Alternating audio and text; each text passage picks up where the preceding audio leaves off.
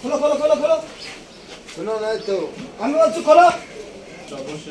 এই যে আজকেও যেমন দিছি কথা কথা কই দিলেন কয় তারিখে যেমন 7 তারিখ 7 তারিখে দিয়েছি।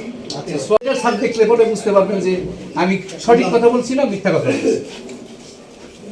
ব্যাংকের স্টেটমেন্টও দেখা তার কাছ থেকে কিনে নিয়ে আসছেন। জি জি তার একটা ভাউচার রাখবেন যত লিটার যত।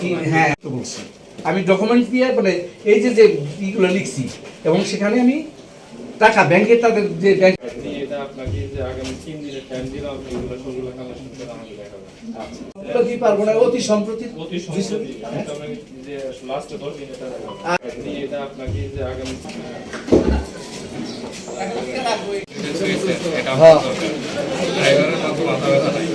হ্যাঁ হ্যাঁ হ্যাঁ 4 লোক একটু পিছনে নেন স্যার।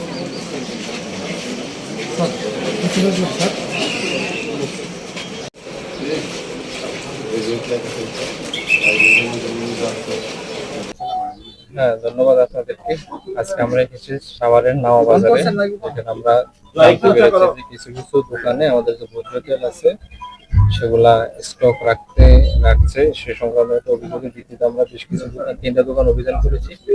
আমরা যাচাই বাছাই করে দেখেছি তারা পাইকারি বিক্রেতা, তারা তাদের এখানে যতটুকু স্টক রাখার দরকার ততটুকুই আছে, অতিরিক্ত বেশি নেই, মানে প্রয়োজন অতিরিক্ত তারা রাখেননি। কিন্তু তাদের যে বিষয়টা দেখা গেছে তারা যথাযথ প্রক্রিয়ায় যাদের যে ভাউচার গুলো আছে চালানগুলো আছে সেগুলো সংরক্ষণ করে না, যার কারণে সেটাকে আমরা আমাদেরকে একটা অপরাধ হিসেবে মুচলেকে নিয়েছি।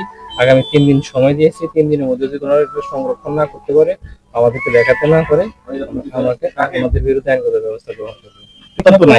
সেই জন্যই আমরা ওনাদেরকে 3 দিন সময় দিয়েছি। 3 দিনের মধ্যে যদি ওনারা এটা এনশিওর করতে না পারে, 3 দিন পরে আমরা এটার বিরুদ্ধে সরাসরি আমরা অ্যাকশনে চলে যাব। এখানে আপনাদেরকে কোনো ছাড় দেওয়া হবে না, এটা মেসেজটা ক্লিয়ার। আমরা আজকে জরিমানা করি না, যেহেতু ওনারা অ্যাকসেপ্ট করেনি, কিন্তু সচেতনতামূলক আমরা তাদের কাছ থেকে মুচলেকা গ্রহণ করেছি, যারা এই ধরনের কার্যক্রম যেন তারা ভবিষ্যতে না করে। আর আমাদের এই সময় এই বর্তমান প্রেক্ষাপটে এই ধরনের অভিযান আমাদের চলমান থাকবে।